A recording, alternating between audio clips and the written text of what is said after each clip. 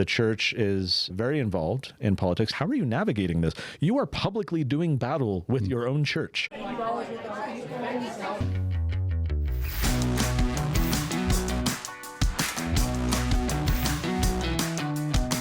Connor Boyack is a firebrand. Very interesting things to say.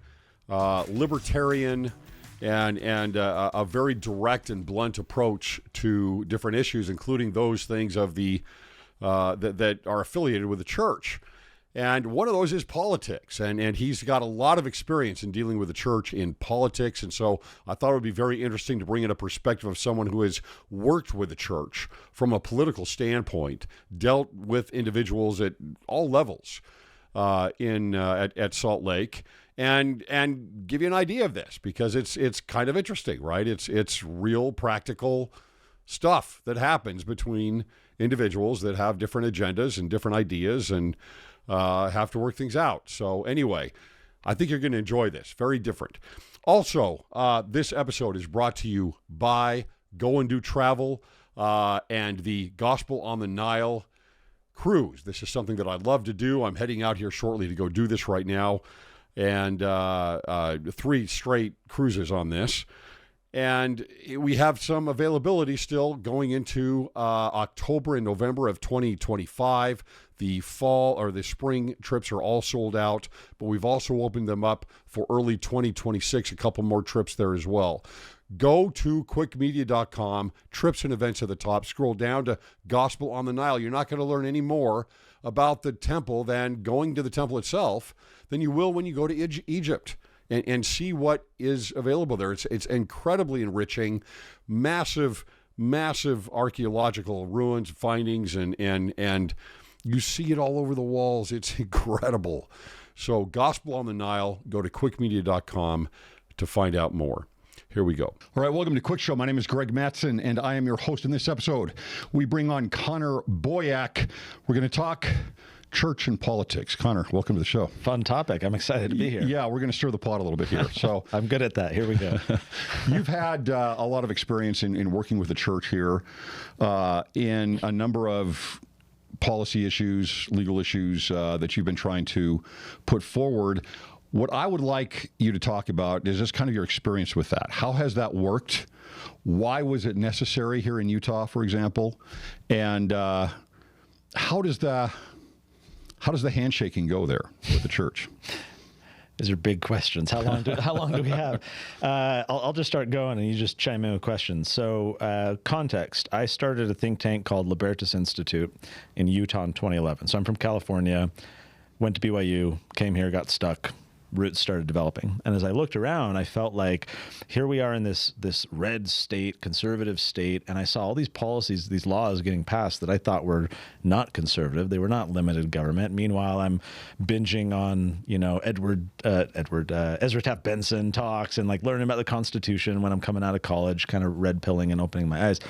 And I look around Utah and there was no organization that was really, I thought, kind of standing up for freedom and doing this. And one thing led to another. There's actually an interesting genesis story of how I ended up in this line of work, which relates to the FLDS, that we can go down that rabbit hole if you want. But I ended up starting a think tank.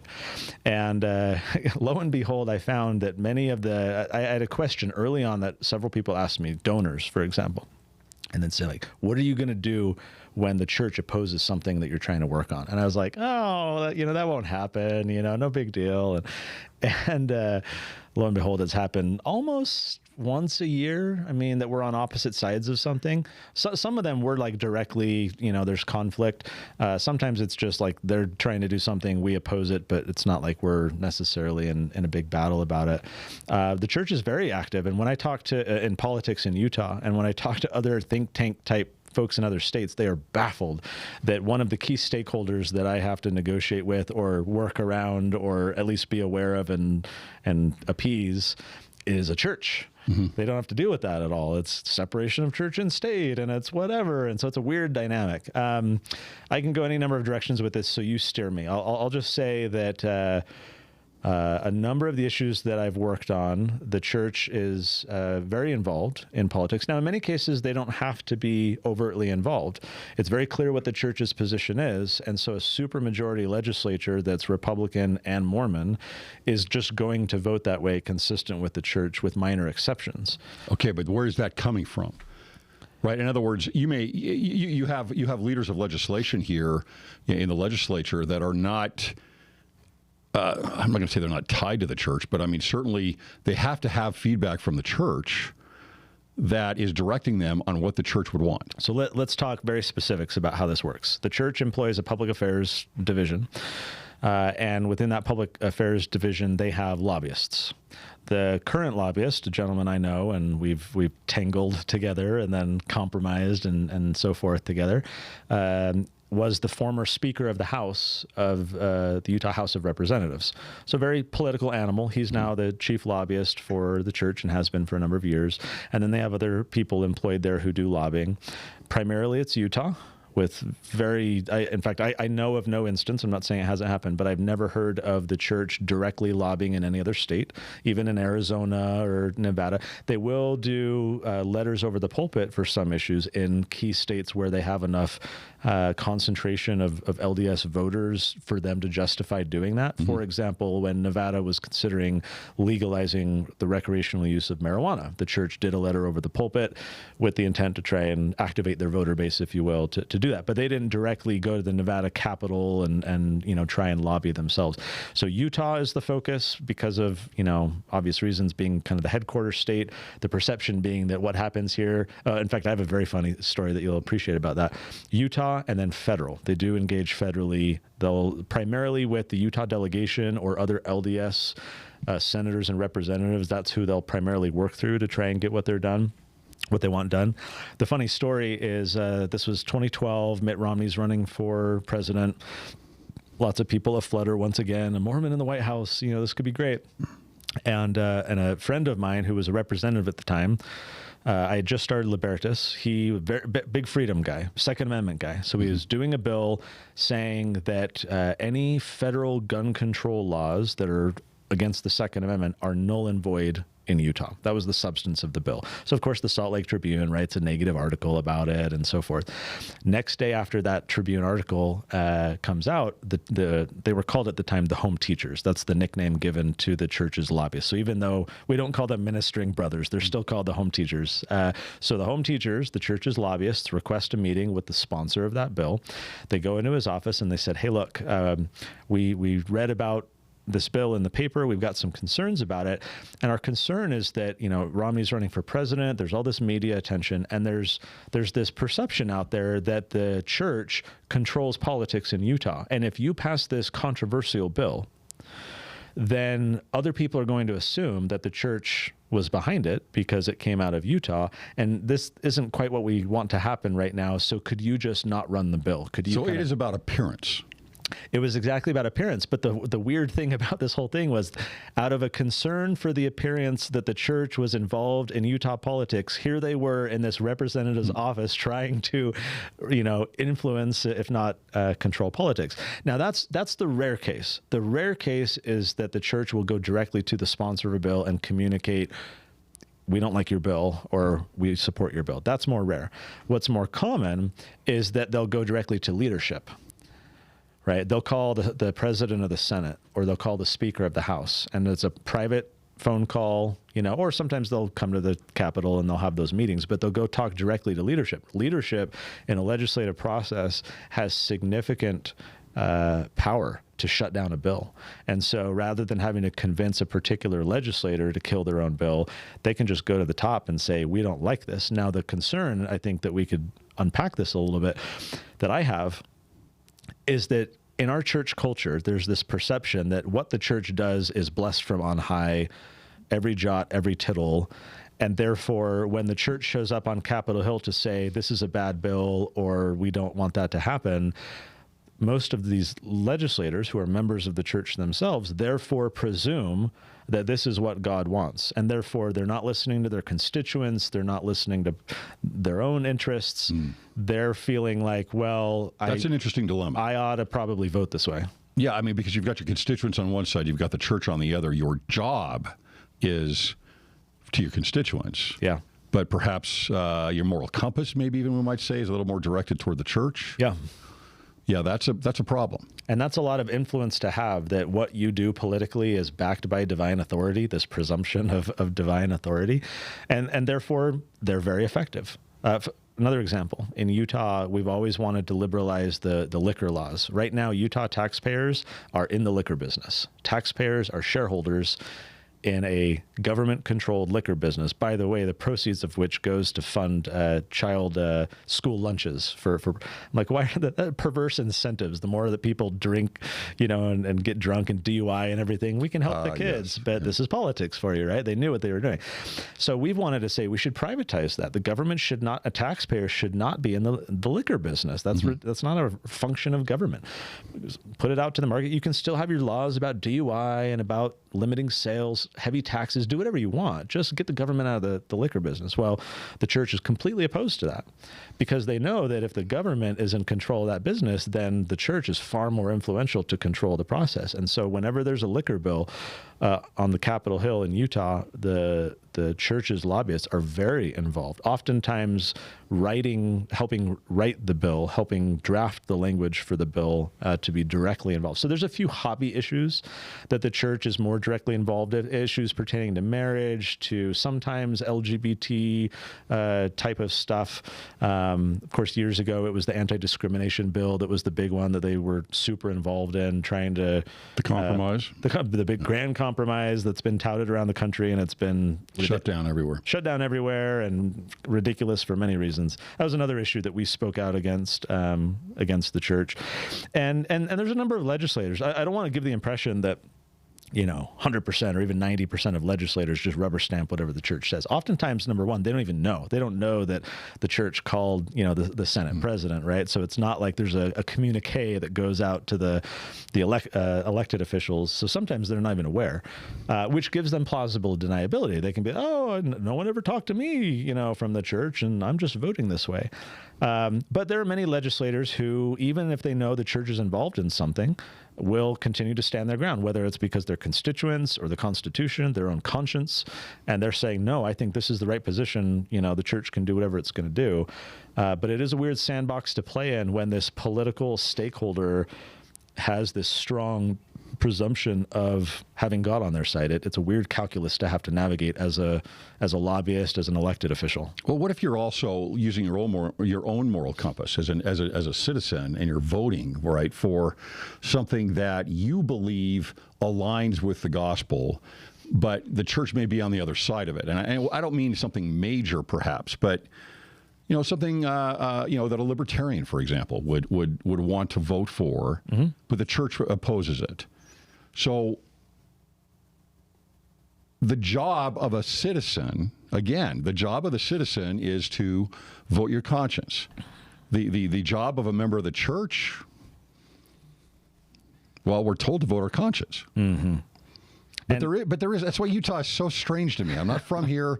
It's so strange to me the way things work here, because you have the elephant in the room. Yeah. That whether they are around or not, the shadow is there.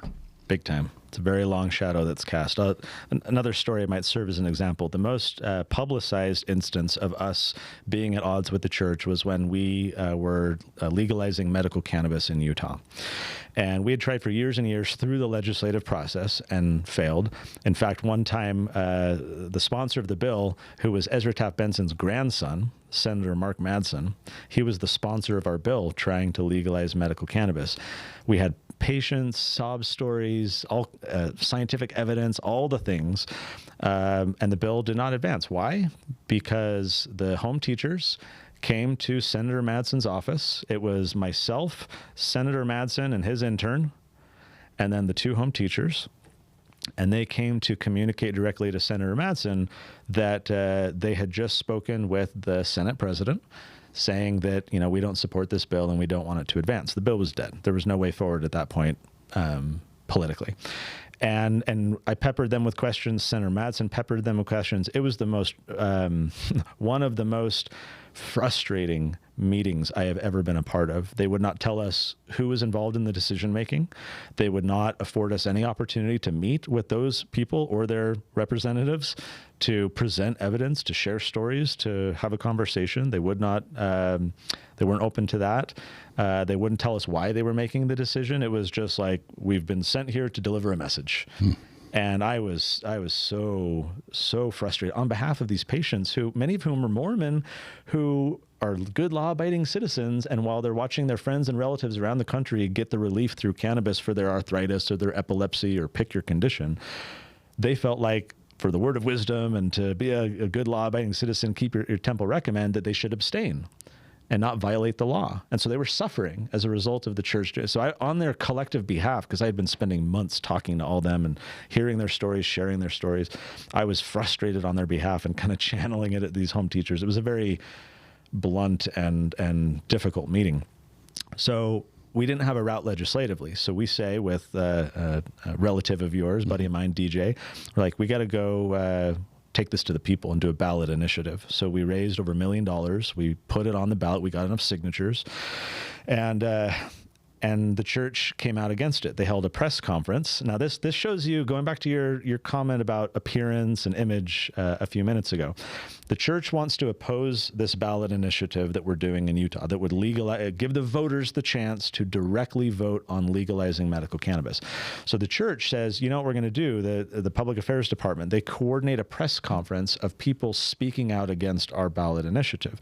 It was entirely church-led, but what did they do? They went to the PTA, they went to the sheriffs, they went to some Episcopal church, whatever. They went to legislative leadership, the Chamber of Commerce. They went to all these other stakeholders, and they put them on the front of the stage alongside Jack Gerard of the 70 and the she was like in the general primary presidency, some random lady, and then one other 70. So it was these three general authorities, alongside this large group of people. That entire group was coordinated exclusively and only by church public affairs, because they wanted to spearhead, they wanted to oppose what we were doing, but they didn't want to be tip of the spear. They didn't want to receive the brunt of the attention. So they said, oh, if we can diffuse this and look like we're just part of a coalition. And that's how they presented themselves. This is a coalition, but it was a coalition built entirely for the church to give them cover to do what they wanted to do and come against the bill. And so then they get Curtin McConkie, which is their law firm of choice, to write a legal memo criticizing our ballot initiative on legal grounds, nitpicking. Here's why this is a problem.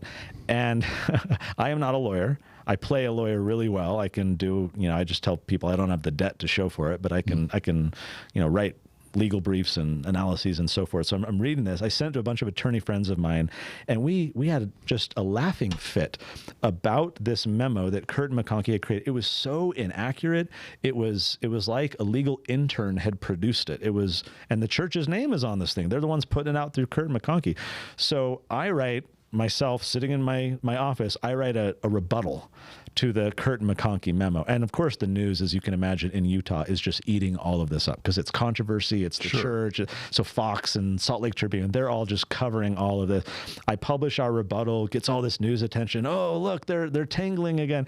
Curtin McConkie then writes a response to the rebuttal to the memo. And at that point, I was like, I'm not going to keep going. We have the high ground. So we do all these legal memos. And at the end of the day, what it came down to, it's horrible to summarize this whole thing, and I'm not doing it justice. But we finally, we get the signatures. We've got the polling in our favor. It looks like it's going to pass.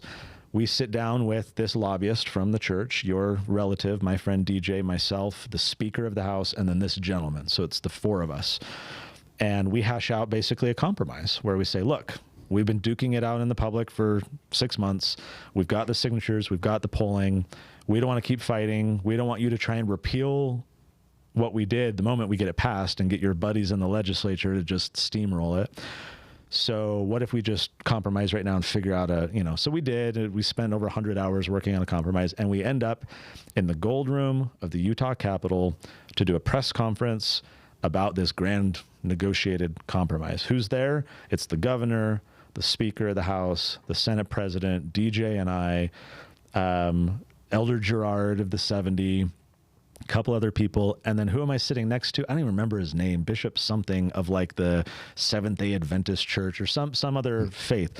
And he's part of this lineup of the who's who of people that have been like key people on this issue. This guy I'm sitting next to had nothing to do with the whole issue. He had never been involved, never spoken about it. They invited him, the church did, simply to, again, shy away from the appearance that, because here's a member of the 70s sitting up front with all these political people. They didn't want that appearance to exist, that this was the church. So they invite this patsy to sit there with us. And I'm just like, I feel so bad for you. You're just like a puppet here to make the church not look as bad. I'm rambling at this point. The point is that, I don't know what the point was. There's all kinds of war stories that I could share. Yeah, I'm just interested. What's always interested me is just being in Utah with the church and dealing in politics. Yes, because as a citizen, as a legislator, regardless, it is so different. Yes. Than anywhere else. If you were in California, you're not going through any of this. No, and I do remember now what and you don't have the church telling you anything, probably. In most cases, no. Sometimes the letter over the pulpit, like I said, in Nevada and some other places, but far less common. I now remember why I wanted to share that whole medical cannabis story, and that was, it is the first time that the church has ever emailed all of its members in a particular region or area in order to encourage them to vote a certain way. When we came out with our initiative, not only did they do the press conference and all the things, they sent an email using the membership lists to every Utah adult member saying, I should have pulled it up. I could have read it for you. It said, we don't support this initiative. We encourage you to vote against it. This would, legalize marijuana, blah, blah, blah. And I'm reading this thing. It was from the area president. Can't remember his name, something Christensen. It was from the area presidency, I think, the whole presidency of Utah. Of course, they're only doing this because they were directed to do so. Church had never done that before. Here they were directly telling individuals, you ought to vote this way, you ought to do this thing on a particular issue. I will say, historically, the church has been far more involved in politics as it pertains to candidates. When you go back a century and more, I mean, you had Heber Grant, and you had Ezra Benson and all these guys like supporting different candidates. Oftentimes unofficially, they'd give themselves enough wiggle room. They'd put an editorial in the paper, but they would make it look so it wasn't a first presidency directive.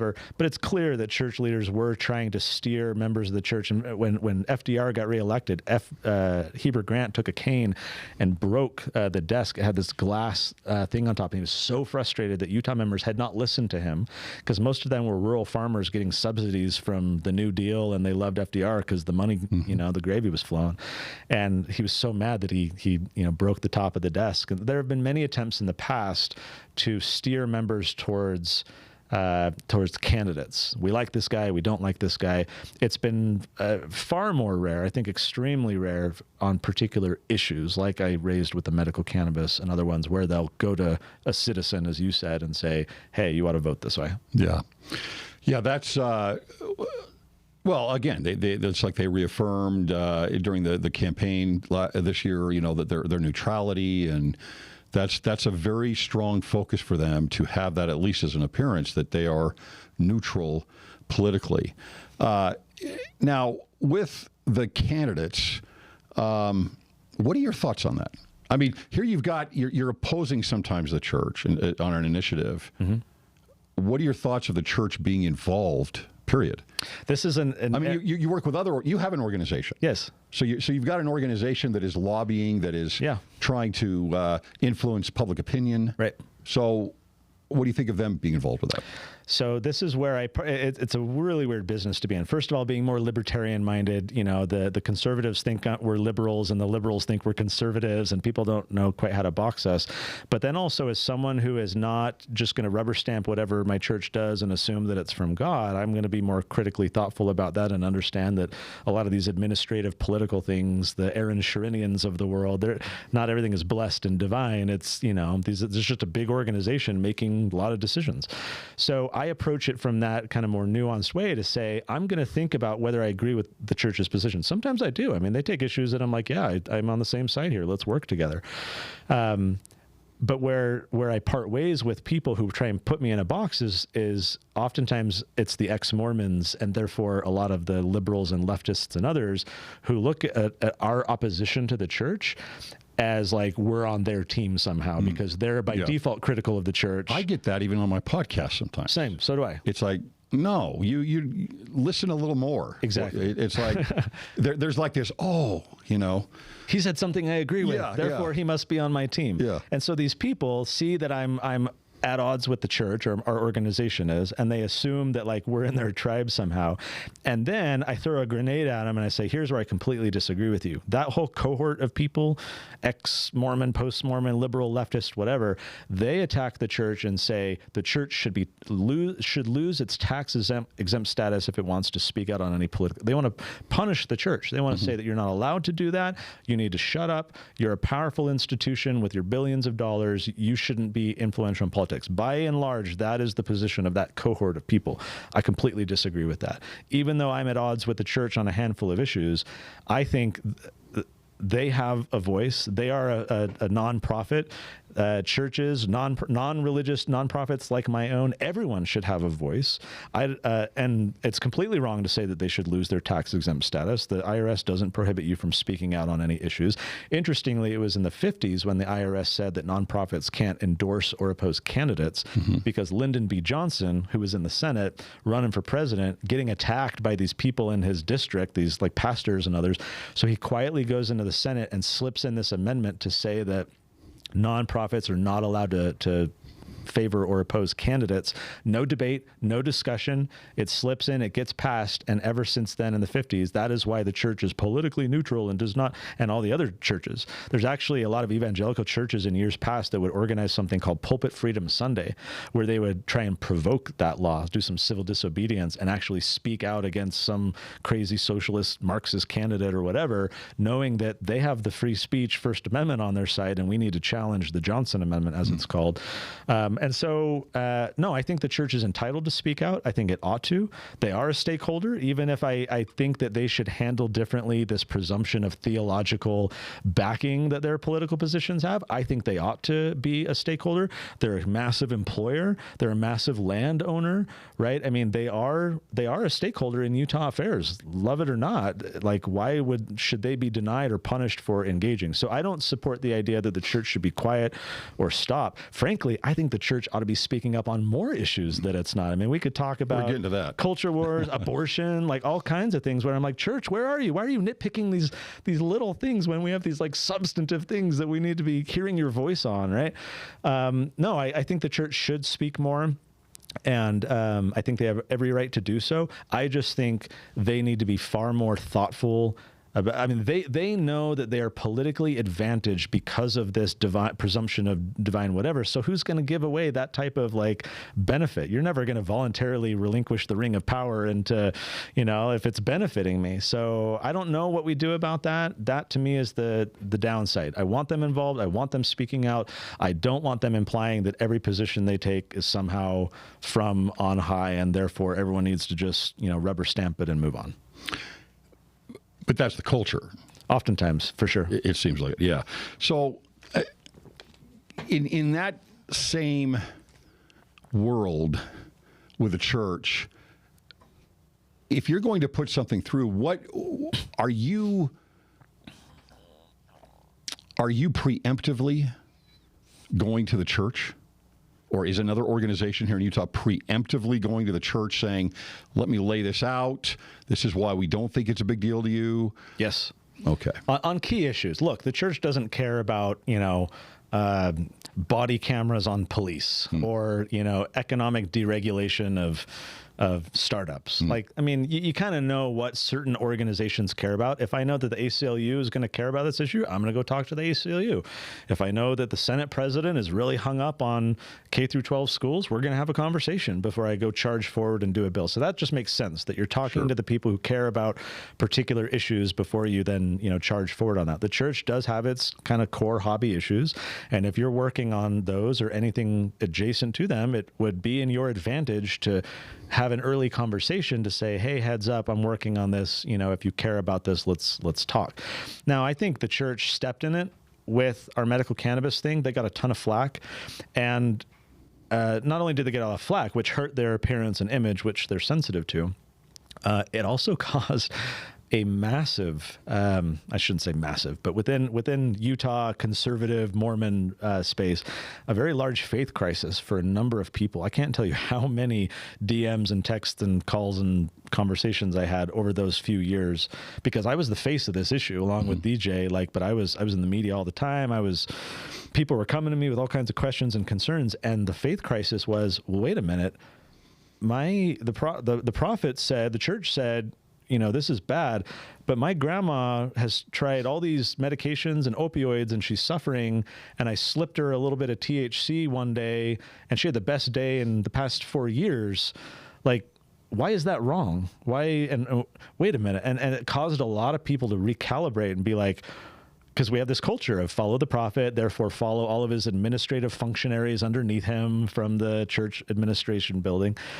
And it caused a lot of them to kind of reflect and be like, wait a minute, like just because the church is saying that doesn't mean that's from God. I need to reanalyze my own testimony. Is the church not true because it's being led by people who are engaged in these political machinations? And so as someone who myself is deeply faithful and a member of the church and good standing and all the rest, I would get these discussions of earnest people trying to be like, how are you navigating this? You are publicly doing battle with your own church, and you haven't been called before a court of love. There's been no discipline at all. In fact, my bishop told me a couple of years after the fact, we were having tithing settlement. He's like, I don't think I ever told you this story. When the medical cannabis thing was going on, I was getting all these emails from random people saying that you need to be disciplined for speaking out against the church. And I was like, oh, really? Like, he never told me that. He's my neighbor and cool guy, but he never mentioned it. I said, why didn't you do anything about that? He's like, well, I was kind of a new bishop, didn't know what to do. I went to the stake president. I'm like, should I do anything with this? Stake president looked at it. He's like, nah. Which gets to leadership roulette. Had I had a different leader, that could have had a very different outcome. But because I was so public in this and doing battle, but as a member in good standing and a faithful adherent to the gospel of Jesus Christ, I had a lot of those questions of people who were struggling with their testimony and looking for someone to tell them, how do I stay in this church? How do I make sense of this? The scales have fallen off my eyes, and how do you make sense of it? So I think that going back, the church stepped in it, both appearance-wise, but also I don't think the calculus was worth it in terms of the spiritual carnage created for the political benefit that they got, if that makes sense. So I think they've been a little more reticent in subsequent years to engage. This is my perception, but I think that calculus has shifted a little bit, where it's like, well, we're not going to engage in issues unless like it's very clearly on point with something that we care deeply about, like marriage or something. So that seems to be I see the same thing that you saw in that instance, which is there is a faith crisis sometimes, because more and more of our, how do we say this? The sides are pulling apart so widely that everything is becoming political. Yeah. Right? It's like everything is going to be a political issue.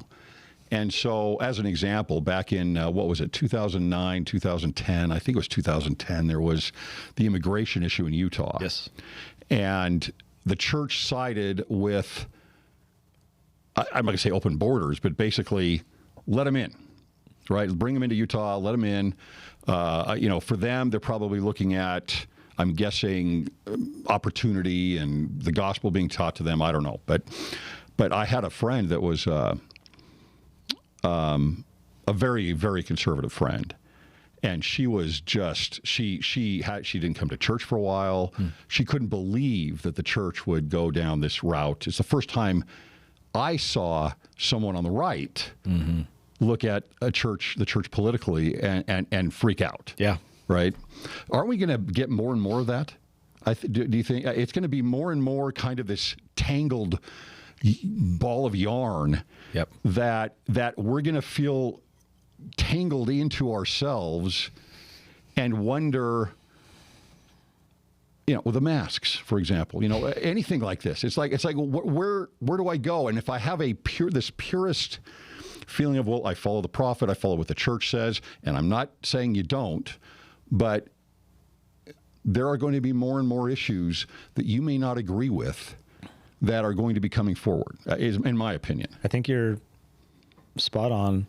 I was in the church office building with a few individuals as all the COVID stuff was happening, to talk about that first presidency letter that came out.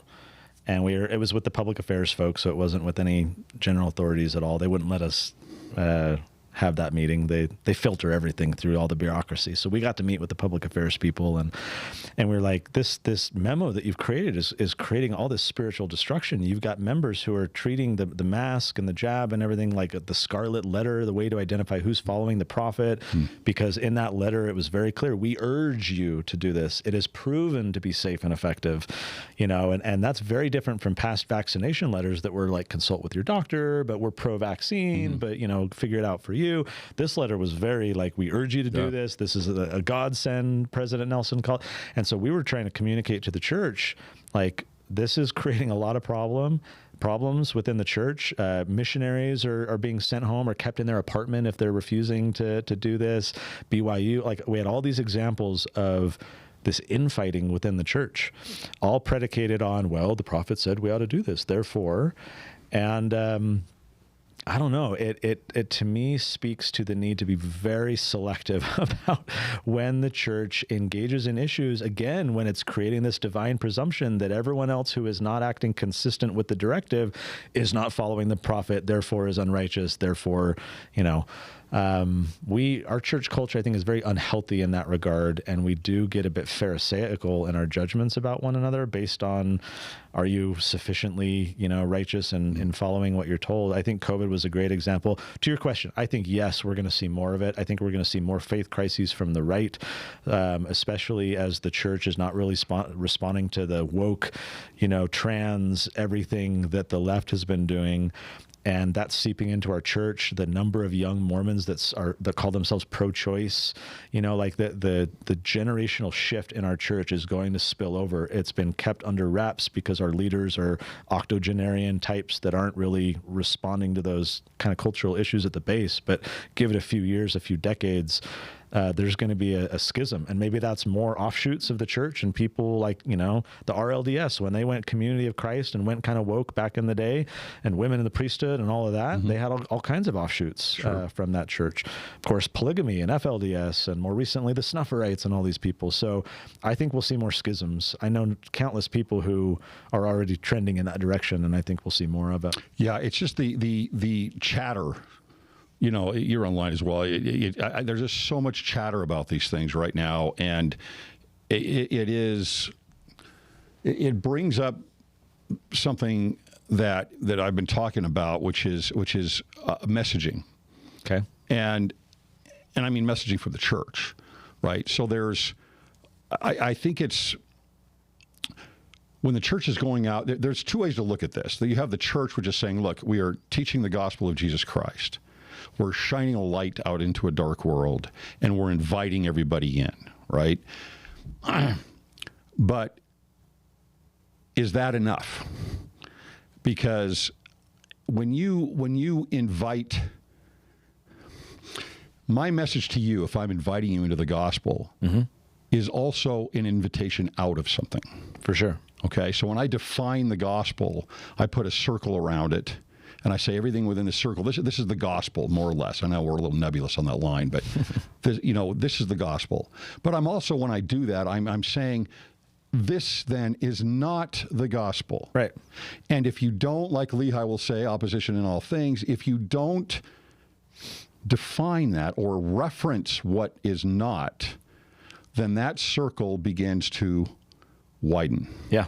And everything gets included and brought into it. And that's what's happening right now in the U.S., in the West, right? And so if I'm not addressing the things outside the circle as being not in the circle, then that circle will continue to widen. And I've got a definition that is going to continue to change. Yeah. And that seems like a problem to me. I think it was J. Reuben Clark who has the quote. I might be wrong in that, but the idea that if your neighbor, let's say your front yard, adjoining property with your neighbor, if your neighbor has all this refuse and waste and old tires and crap all over the front lawn, and then that starts to spill over onto what you believe to be your side of the property line. If you don't know where that property line is, number one, and if number two, you're not articulating and defending it to say, hey, this far, no further, there effectively is no boundary if it's not known and it's not defended. And so if we don't have people articulating what those boundaries are, they may as well not exist, especially in a culture that, like, we have such, what's the right way to say this? Like spiritual amnesia, in the sense that we don't pay attention to what leaders said decades ago, oftentimes because it's been corrected or changed by subsequent leaders. But, you know, sure, back in the 70s, when Roe v. Wade was a huge thing and all up in the news, the leaders of the church were frequently talking about abortion in general conference, talking about pro-life this, pro-life that. I did so I have podcast Sunday Musings, sundaymusings.org. If you pick abortion, you'll find this musing where I went through the data. I compiled all the general conference talks searching for abortion. So you can see the data of this huge spike in the 60s and 70s. And then it comes cratering down to zero. There's effectively been statistically zero mentions in the past few decades. So you have all these young kids who aren't reading general conference talks from half a century ago. They're not getting that insight. We're being told, well, the living prophet is scripture, so just pay attention to general conference. That's the message that you need to hear for the time that you're in. And they're not hearing a ton of stuff that the culture around them is with a megaphone blasting into their ears. And influencers and peers and many fellow members of the church are going in that direction. And it's like we have the mists of darkness and the wandering path over to the great and spacious without the iron rod that people are being like, hey, keep hanging on to this iron rod. It's right here. Hold on. Like, if we don't or saying the great and spacious building is bad. Yes, right, exactly. Don't pay attention to them. Don't heed them, right? Like Lehi said. So this is going back to the church speaking out. There are areas where I think the church needs to speak out far more. And I don't know if it's because of fear, of image, of being criticized, being canceled. I mean, I'm sure it is, but I've just like you were saying, the circle is the gospel, like in the middle. The example that I call it flag planting, more of a marketing term. But if I plant a flag in the ground and I say, like, use the title of liberty as an example, or what's that name? April something on social media. She did the proclamation on the family. Despain. Yeah, I think that's right. So, you know, let's say proclamation on the family. You plant a flag and you say, this is what I believe. What happens? Well, it's divisive. You're going to alienate and repel, as she did, a number of people who find that odious. Okay, that's sad, because the church's default position is, oh, we want to be inviting to all. We want, you know, everyone to come join us, warm and fuzzies, right? And so you're going to alienate a lot of people. That has a calculus to it to decide if you want to take that bold stand and repel people. But what does it also do? It attracts to you the very people that you need, who want to be there, who ought to be there. And if everything is milquetoast and there's no comment and there's no opposition, if we're trying to be lovey-dovey, Prince of Peace, I'm like, Jesus didn't come to bring peace, but a sword. You stand for the truth. It's naturally divisive, but if we're not planting the flag, we're not attracting the right membership base, and we're just kind of like wasting away into spiritual mediocrity. And so I fear for the future of the church, if we're not taking bold stands, that, like, what does the membership even look like? We're just drinking milk. We're abstaining from meat. We're not interesting. I know many people who are attracted to the gospel based on, like, the Book of Mormon, secret combination stuff, freedom, agency, like people who are not members of our faith that are really intrigued by those doctrines. And then they look at how the organization functions and what it does or does not say and do. And it's like a turnoff. Like, if you stand for agency, why aren't you speaking out against one of these most significant issues happening in our day right now? And so, again, leaders of the church may have more insights, revelation, et cetera, guiding these things. I'm just a sideline observer, but I do worry about our church culture if we continue to go in this direction. I worry about the youth. We're losing them. We're hemorrhaging our youth because we're not standing strong. 1995, President Hinckley introduces the Proclamation on the Family. It's met with a collective shrug.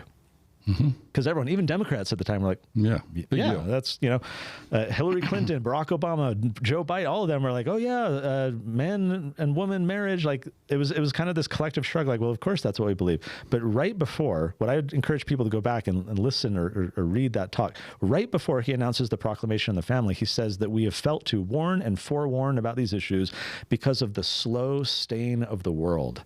And I've loved that term. I think I'm going to write a book titled The Slow Stain of the World, looking at all of the times throughout Scripture where the people, God's chosen people, have kind of been slowly indoctrinated and ingratiated with surrounding Babylonian whatever communities, right? And how that's happening today.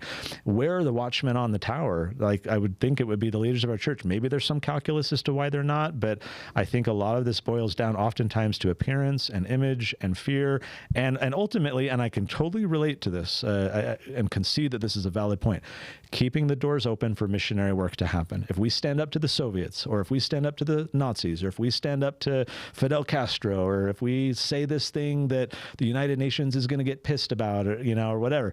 If we take these strong stands, then the missionary work becomes more difficult. To which I say, like, okay, I'll concede that point. But what is the point of missionary work if we are not flag planting and standing for the truth and calling to us the right people who are ready to build Zion? I don't know that we necessarily should be in the business of converting milquetoast people who are not aligned with the core tenets of the gospel.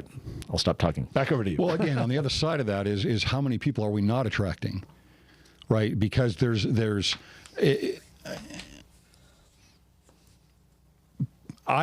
is the way I see it. You've got a slow stain of the world, right? You've got a drifting current of Babylon that's getting further and further away from core principles, order of the family, order of God, etc. Right? There's of course President Nelson's admonition to not be contentious, right? But that's something very different from conflict, right? Right. If Babylon is moving downstream and you're going to be paddling upstream, conflict is inevitable. Right. It's absolutely inevitable. Yep.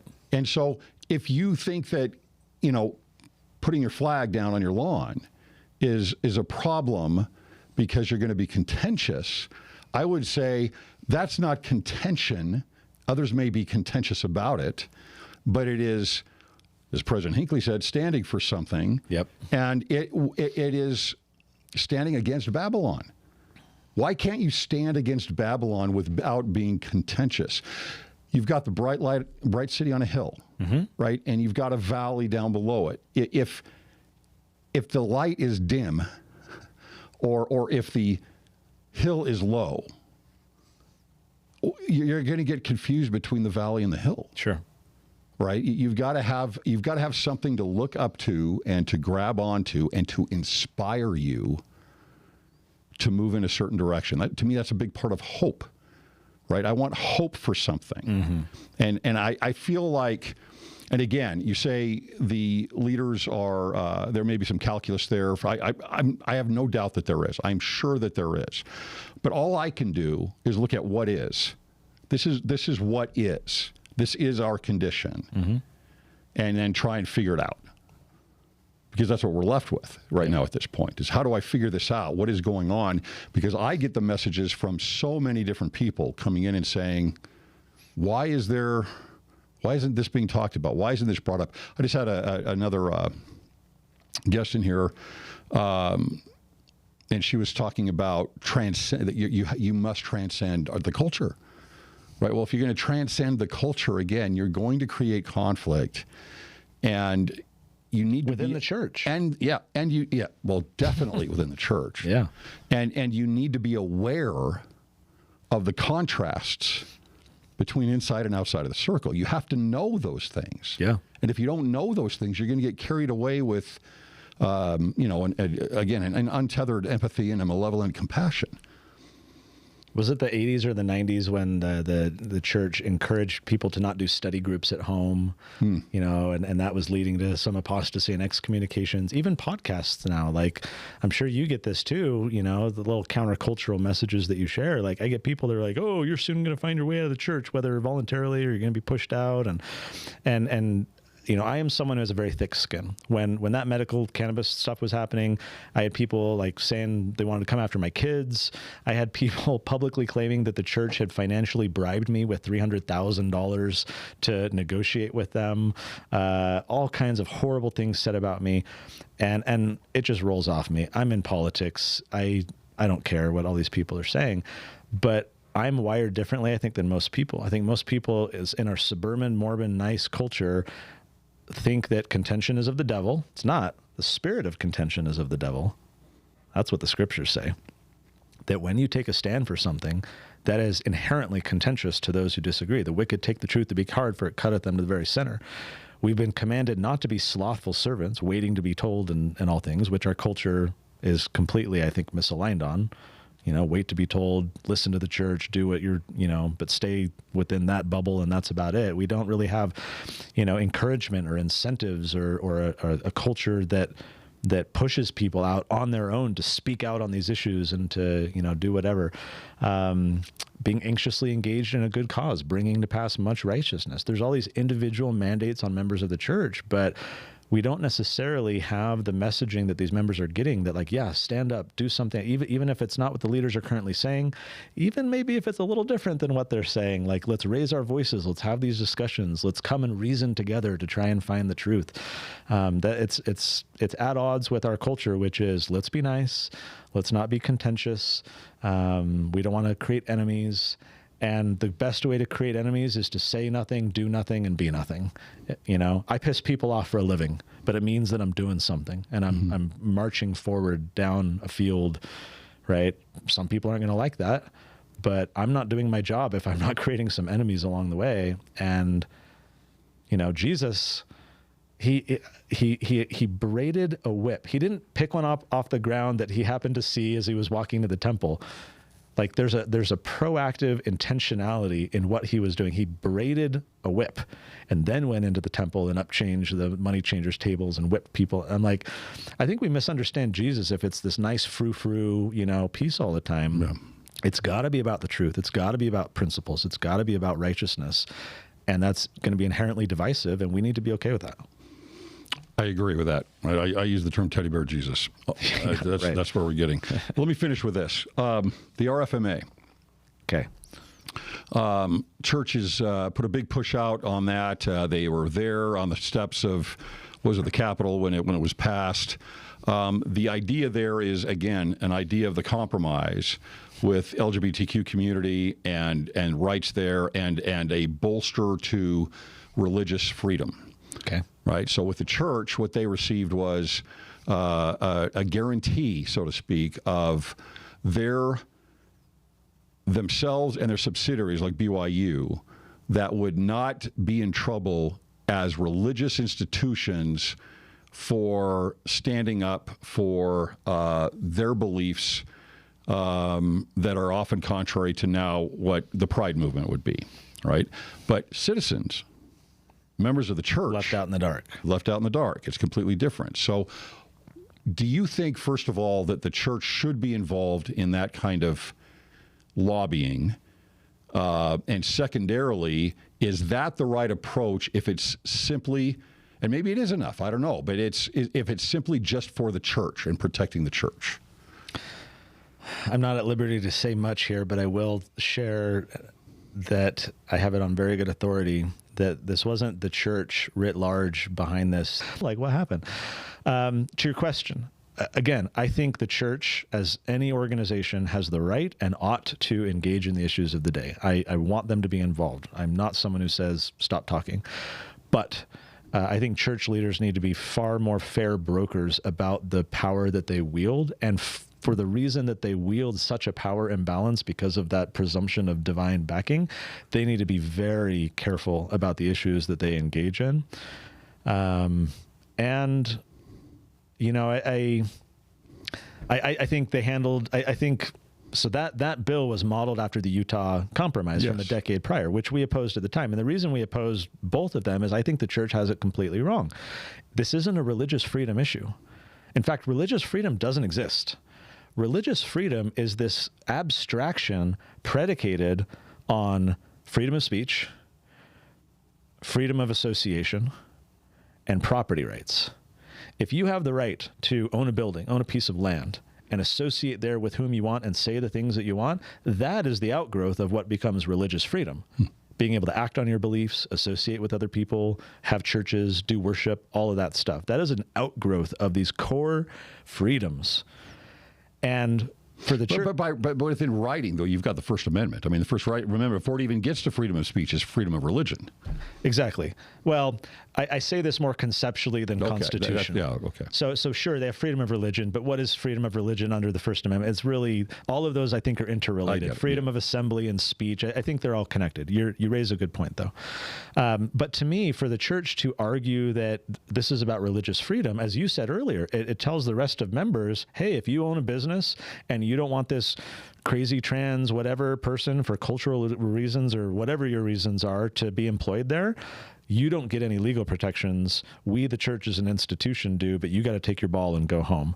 Or if you're a landlord and you have moral objections to, renting your property to certain people, well, look, if the church were defending property rights and freedom of association, right, that would extend to people who are religious, non-religious. Joseph Smith has this great quote. I'm not going to be able to quote off the top of my head, but he says, he said something like, I fight for the civil rights of all, whether they're, a papist or a Protestant or a Muslim or a Mohammedan, I think they call it, and he's like, I fight for the civil rights of everybody.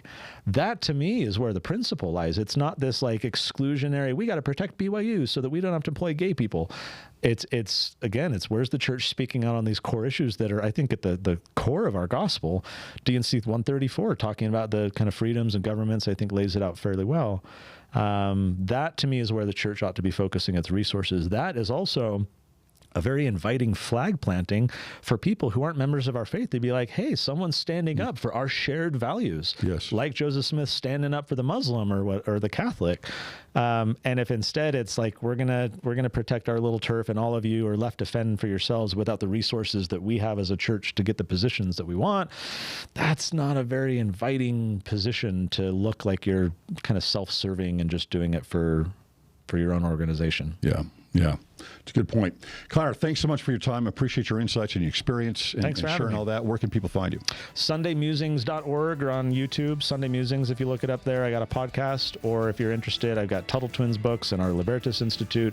You can find all of that at ConnorBoyack.com. Awesome. Appreciate it. Thank you.